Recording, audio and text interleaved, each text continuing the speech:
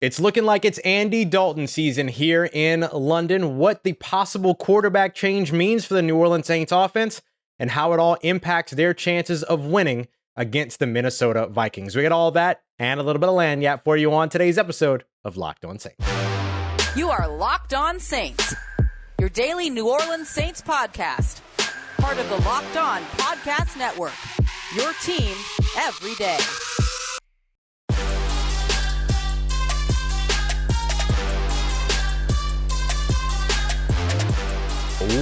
What is good, Who Dat Nation and Who Dat family? Welcome into another episode of Locked On Saints, your daily podcast covering your favorite team, the New Orleans Saints, part of Locked On Podcast Network, your team every day. Thanks so much as always. Make Locked On Saints your first listen of the day every day. Don't forget that we're free and available on all podcast apps and on YouTube as well. And I'm your host, Ross Jackson, at Ross Jackson Nola on Twitter, your New Orleans Saints expert, credential member of the media, CrescentCitySports.com, USA Today Saints Wire, Tuesdays on Locked On NFL, and here with you every single Monday through Friday on Locked On Saints. And today's episode of Locked On Saints is brought to you by Brightco Jewelry and Watch Insurance. Brightco brings you fast, comprehensive, and affordable jewelry insurance for as low as $5 a month. Check out your special offer for our Locked On listeners so that you can get covered in less than 2 minutes at bright.co/locked on. That's bright, BRITE.co/locked on. On today's episode of Locked On Saints, bringing you the up-to-the-minute news on the New Orleans Saints quarterbacking situation upcoming this weekend. It's looking very unlikely that Jameis Winston is going to hit the field, and that would mean it's Andy Dalton season here in London. But what does it mean for the New Orleans Saints offense, how it impacts their chances to win, and of course, one of the most important pieces that erases for the New Orleans Saints changes that quarterback won't be available this weekend to help out. We'll break all of that down and what it means for the Saints' chances to win this weekend. And I'll tell you what the Saints need to get right if they do want to topple the Minnesota Vikings. But let's start off with the expected quarterback change. We're calling it an expected quarterback change at this moment because Jameis Winston hasn't technically been ruled out just yet. Dennis Allen telling us that he is doubtful to play in today's game, after today's practice for this weekend's game, and that they want to have Andy Dalton ready just in case. I am here to tell you that it would absolutely surprise me. It's not impossible, but it would absolutely surprise me if Jameis Winston somehow took the field on Sunday. He's got 4 fractures in his back, an ankle injury that has lingered since training camp that is also a part of the factor. And let's not forget that he's still less than a year removed from an ACL tear and a surgery that he came back from pretty quickly. All credit to Jameis Winston. But it just doesn't feel like it's in the stars for Jameis Winston to be out there. And oh, by the way, he's missed all 3 days of practice here in London as well. So it just seems very unlikely. And in fact, after a certain point, you have to imagine that it's just an unwise choice to try to put the quarterback out there. I mean, look at what happened to Tua Tagovailoa this past week. Thursday night football, right? The rushing, well, I don't want to say they rushed him back. He cleared protocols. He did all the things, but 5 days after a pretty scary moment that had him all kinds of disoriented before he went back out on the field 3 plays later, then he ends up knocked out of that game and in what looked like pretty bad condition for a hit that seemed pretty routine by NFL standards. Of course, his head hit the ground, all those other things, but we've seen now sort of this week, it's fresh on the mind. What can happen if you rush somebody back from an injury? And so Jameis Winston not having practiced all week, the Saints practicing with Andy Dalton, installing this week's offense with Andy Dalton, it just seems like an unwise decision to do anything but have Andy Dalton start. And to an extent, considering the way that the injuries have piled up on Jameis Winston, it's probably just a good choice to let the guy rest and get better in the first place. So what does going to Andy Dalton do to the New Orleans Saints sort of chances of winning this weekend? Well, I mean, he impacts the offense, and we'll break down a little bit more in depth how that works, but he could be exactly what this New Orleans Saints offense needs this week as one that hasn't really been able to find its rhythm. You know, they're hitting on these deep passes, 16 attempts of 20 or more yards so far this season that have yielded no touchdowns, and like a 60-something passer rating, 40 some odd percent completion percentage and 2 interceptions. that's not the game that the New Orleans Saints have been at their best. And so instead, something that is a little bit more operating closer to the line of scrimmage, something that's more calculated, something that's more sort of meticulous, whether it was Andy Dalton or Jameis Winston at the helm, would have been a good thing for the New Orleans Saints this week. Andy Dalton kind of boxes you into wanting to and kind of having to do that because you know that that's his game anyway, right? Not that Jameis Winston can't do that game. That was his game last year through 7 games until he was injured, and he did pretty well there. But with Andy Dalton, you kind of don't have a choice, right? That's what you're looking at doing. He's not going to push the ball 50, 60 yards downfield like Jameis Winston can, and therefore the temptation of the big play won't necessarily be there. The issue for the New Orleans Saints is that not only have they changed over at quarterback, but they're going to be without the guy that has erased quarterback changes for the Saints in the past, and Michael Thomas, who's already been ruled out for this game. Andrus Peat is also out, and of course, Jameis Winston is doubtful going into this one. Marcus May on the defensive side is also out, according to the Saints practice participation report and the game designations that they put out on Friday afternoon here in London. Being without Michael Thomas, though, is kind of the headline here outside of the change, the expected change at quarterback going from Jameis Winston to Andy Dalton, because whether it was Drew Brees, whether it was Jameis Winston, whether it was Teddy Bridgewater, whether it was Taysom Hill, the Saints were able to win games with Michael Thomas on the field. You think back to the 5 games that they won with Teddy Bridgewater, or the 4 games they won with Teddy Bridgewater. You think back to the few games that they won the season in 2020 when Taysom Hill had to step in at quarterback, and how much of an impact Michael Thomas was for those games, even though he was battling through the ankle injury that he had suffered the first week of the season that year. There's so many of those little nuances in terms of what Michael Thomas brings you. Being able to operate close to the line of scrimmage, being somebody that defenses pay a lot of attention to, that they dedicate resources to, that they bracket, that they give up safeties for and coverage to, which gives you options elsewhere on the field. And then him just simply being a world beater himself, regardless of who's throwing him the football, he tends to catch it.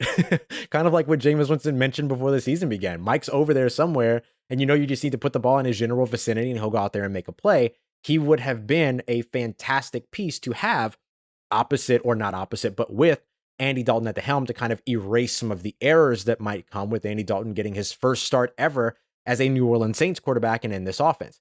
Andy Dalton has learned 6 offenses over the course of the last 6 years, right? A new offense each year. So you know that he's got the smarts to go out there and do it, but having somebody like Michael Thomas just kind of takes it over the top. It's a little bit more insurance, right? Very unlikely you're going to have Taysom Hill out there running routes because he has to become your starting quarter or your backup quarterback. And then Jarvis Landry is questionable going into this one. So if Jarvis is able to play, which I suspect he'll be able to, he didn't look that bad off after he left the game in that Carolina Panthers game. He looked pretty good here throughout the week at practice. So at this point, it feels like Jarvis Landry is going to play, and he can kind of be that guy close to the line of scrimmage for you. And then you have the explosive weapon in Chris Olave, who was just named Rookie of the Month here in the month of September. So the weapons, there will be enough weapons there. The biggest one, though, that you would like to be there for Andy Dalton isn't going to be a Michael Thomas. So that's why getting Alvin Kamara available, right? We said this earlier this week. Let Kamara cook. That's going to be a big part of the game plan, I think, for the New Orleans Saints with Andy Dalton at the helm. So how exactly has Andy Dalton changed your offense, though? As we mentioned, it moves things a little bit closer to the line of scrimmage, which could be what the New Orleans Saints need, but it also gives you a little bit of a need to strike balance. I'll explain what I mean as we continue on with today's episode of Locked On Saints. Before we get to that, though, I want to tell you about our friends over at Brightco, BRITECO.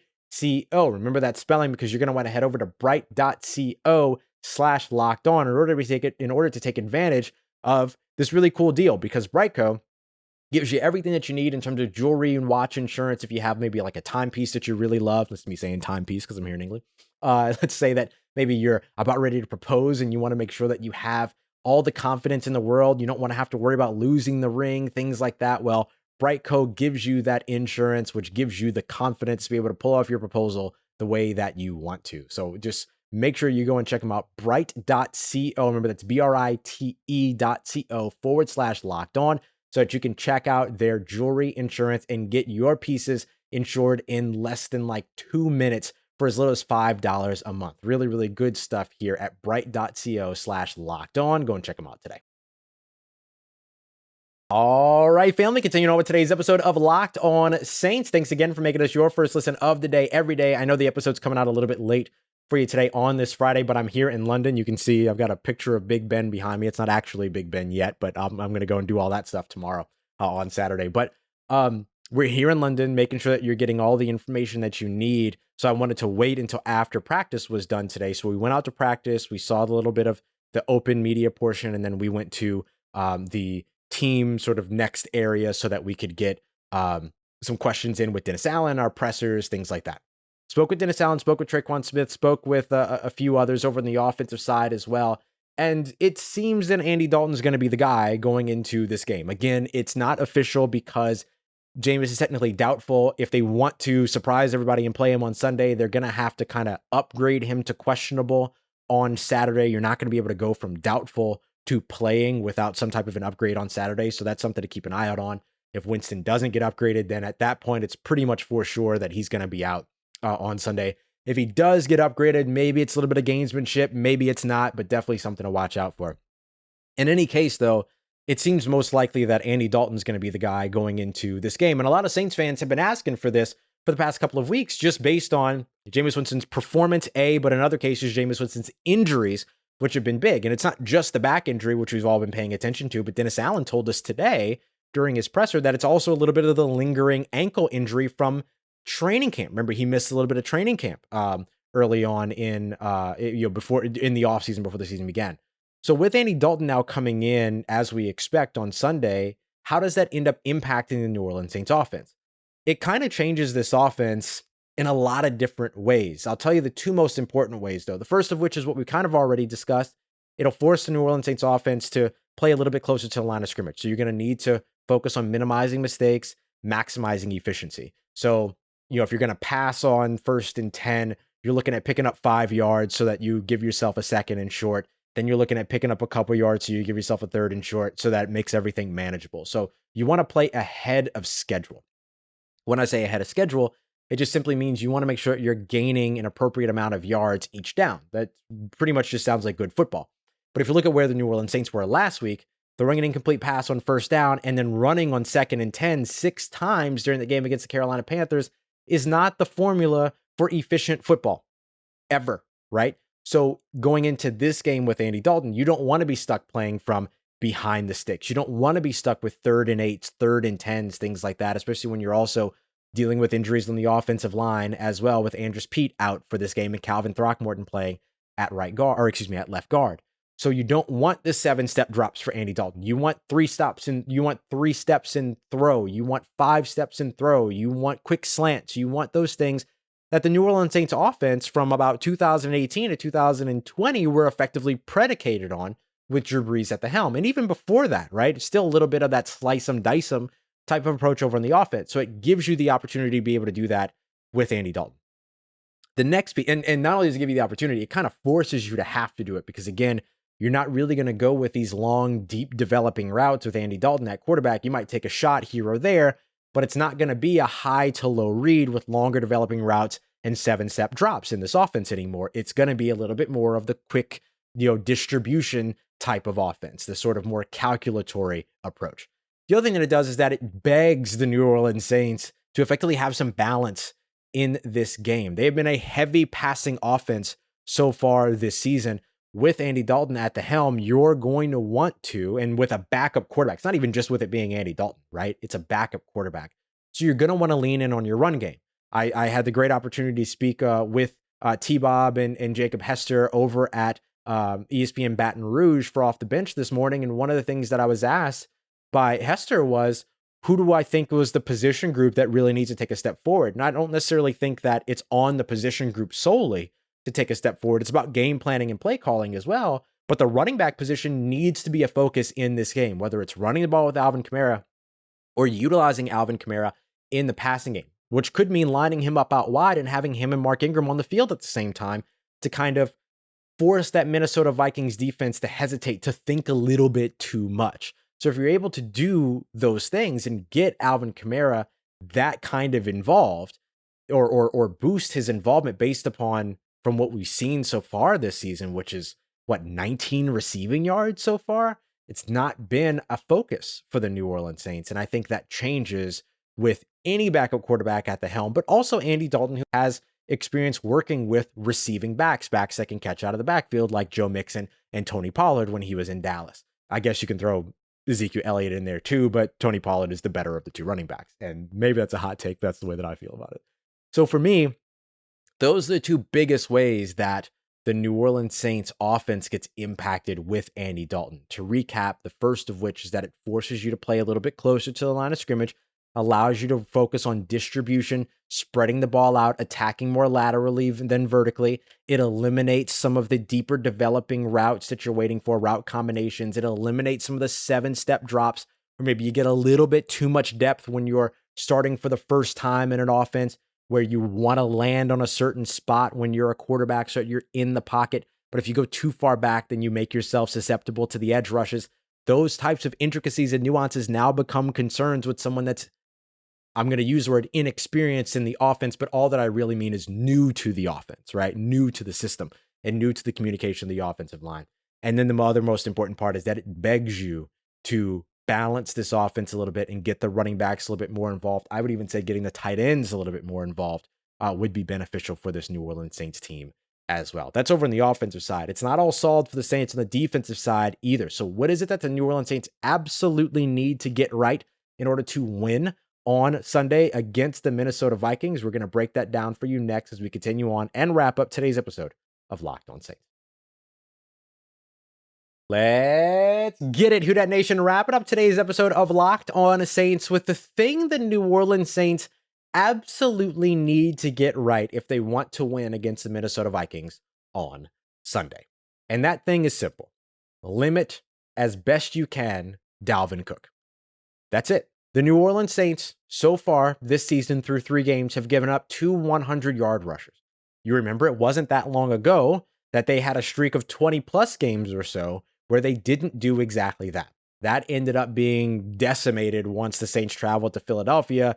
Jalen Cooks, I almost said Brian Westbrook. Brian Westbrook hasn't played not only for the Philadelphia Eagles, but in the NFL for like decades at this point. Miles Sanders, both of those guys going over 100 rushing yards against New Orleans Saints. Sometimes I'm silly, y'all. I apologize. I'm world traveling right now, okay? I'm a little tired. But so that ended up coming to an end there. But before that game, in 2020 against the Minnesota Vikings, they were pretty close to giving up 100 yards to Dalvin Cook, or that might have been actually the playoff game in 2019.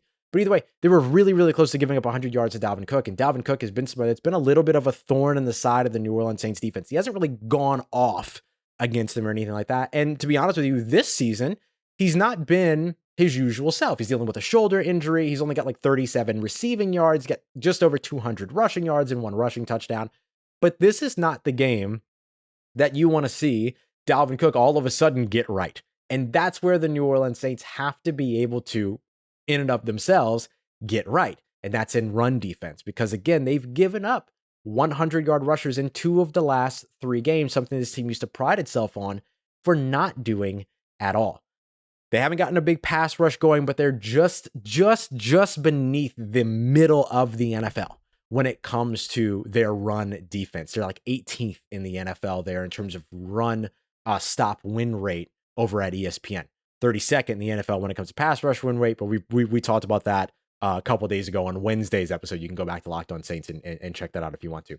But if they, let's say, give up a bunch of rushing yards to Dalvin Cook, that means that you're allowing the Minnesota Vikings to control this game. And too often, so far this season, have we already seen this team, the New Orleans Saints, have to respond to their situations, to their circumstances, to what they've given up to the other team, right? Playing from behind, trailing from behind, not being able to get the run game going consistently. They have not had trouble getting the run game going, but they haven't been able to lean on the run game because eventually the offense goes 3 and out, turnover, and then all of a sudden the defense is worn down, and then all of a sudden the offense for the other team is ahead. And now your offense is playing catch up, therefore you don't get to run the ball very often. So if you start giving that up over on the defensive side, that's going to put you in, you're going to have a really bad time. If I can quote South Park for a second, you're going to have a bad time. So I guess that's one thing. And just kind of as a bonus second thing that I'm thinking of now as I'm saying this, you got to be able to string together on the offensive side longer possessions. These 1 possession turnovers or 1 play turnover drives, these 2 or 3 play turnover drives, these 3 and outs, they just can't happen, right? Turnovers on downs, things like that, they can't happen if you're the New Orleans Saints this week and you want to win this game. So you've got to be able to string some of those drives together, and then you need to find a way to be able to finish drives and get into the end zone so that you're dictating the tone, you're dictating the tempo of this game.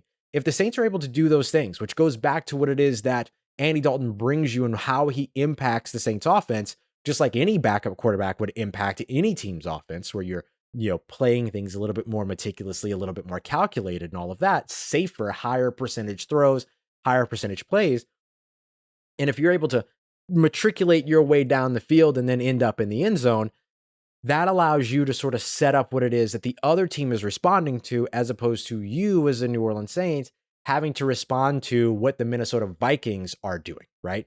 So you're able to come in with a game plan, execute it from your first possession, and then maintain that throughout the game as best you can. You're going to have a couple of slip-ups here and there, but maximizing your success, minimizing your mistakes, and in maximizing the way that you exploit the mistakes of the Minnesota Vikings, who will make mistakes, they always do. Those are the things you're going to have to do over on the offensive side. So I guess there's a couple of different things, right, that the Saints have to do and have to get right in order to win.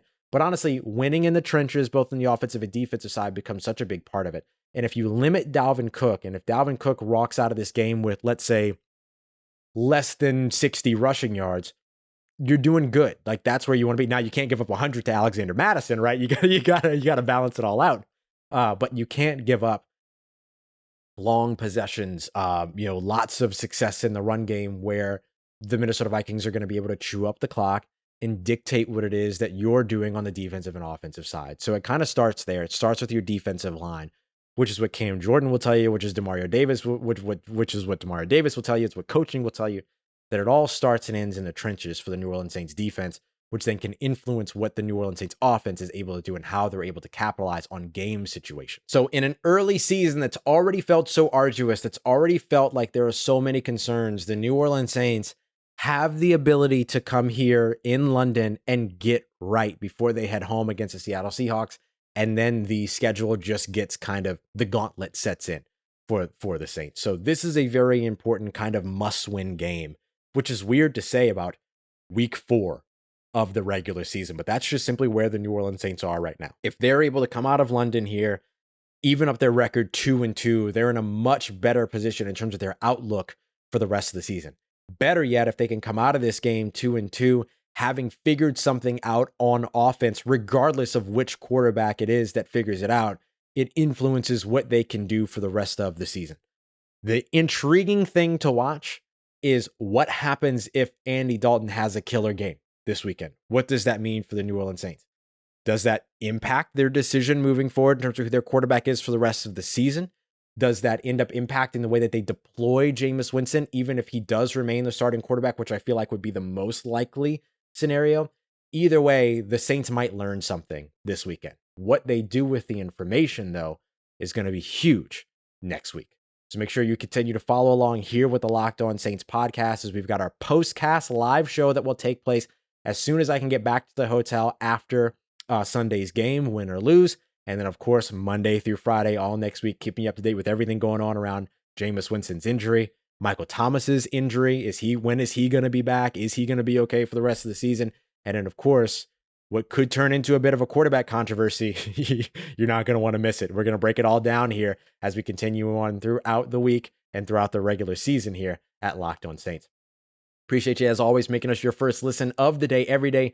Don't forget to go and check out the Peacock and Williamson NFL show as your second listen today to get all of your NFL analysis in less than 30 minutes, wherever you get your podcast, and on YouTube as well. And make sure, of course, you're checking out Locked On Pelicans and Jake Madison, as the Pelican season is getting closer and closer and closer to tipping off with the preseason next week. Yeah, we're that close. So make sure you're checking out Locked On Pelicans and Jake Madison as well. I appreciate you, as always, y'all, for making me a part of your day, a part of your routine, for saying yes to me and the show, and for helping me get to London, because without all of you, none of this would be possible. So I'm just really excited that I get to report and bring you all of the up-to-date information here from where it's happening in jolly old England. Appreciate you very much, as always, for making me a part of your day. And as always, if you need anything else around your New Orleans Saints in between these episodes, make sure you follow me on Twitter at Ross Jackson, NOLA. Hit me up. Let me know how the family's doing. Let me know how you living. Let me know how your mom and them. And trust you, that nation. I'll holla at you.